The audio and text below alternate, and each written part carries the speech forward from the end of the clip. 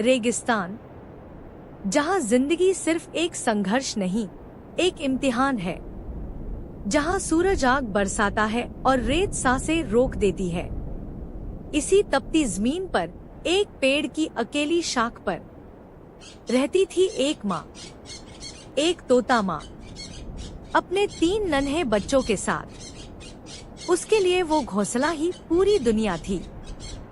हर सुबह वो बच्चों को दाना खिलाती, हर शाम उन्हें अपने पंखों में छुपा लेती। न धूप की परवाह, न आंधी की फिक्र, बस एक ही काम, बचाना, पालना, सिखाना।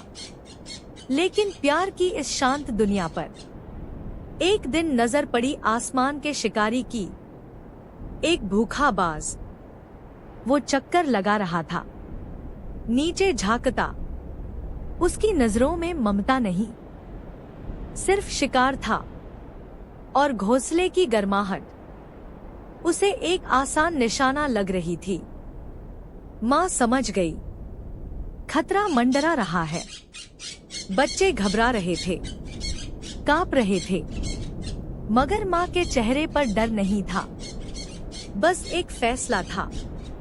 वो उड़ी, तेज, सीधी उस बाज की ओर। एक बार भी नहीं सोचा खुद के लिए। उसने बाज का ध्यान अपनी ओर खींच लिया, अपने बच्चों को बचाने के लिए खुद को मौत की ओर मोड़ दिया। रेत उड़ रही थी, सूरज भड़क रहा था, मगर माँ की उड़ान में हिम्मत थी। वो उड़ती रही, बाज उसका पीछा करता रहा, जैसे वक्त थम गया हो। और फिर एक पल आया जब सब कुछ रुक गया। एक चीख, एक पंख, और फिर सन्नाटा। बच्चे सुरक्षित थे, घोंसला वहीं था, माँ नहीं थी। वो चली गई, लेकिन अपने बच्चों के लिए जी गई। वो सिर्फ एक परिंदा नहीं थी, वो ममता का मतलब थी।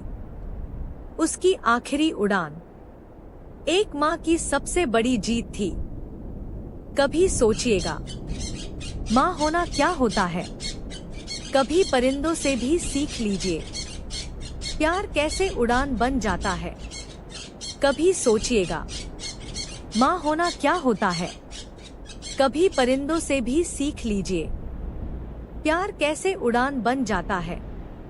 अगर ये कहानी आपके दिल को छू गई हो, अगर माँ के त्याग ने आपकी आंखें नम कर दी हो, तो इस वीडियो को लाइक और सब्सक्राइब जरूर करें। और ऐसे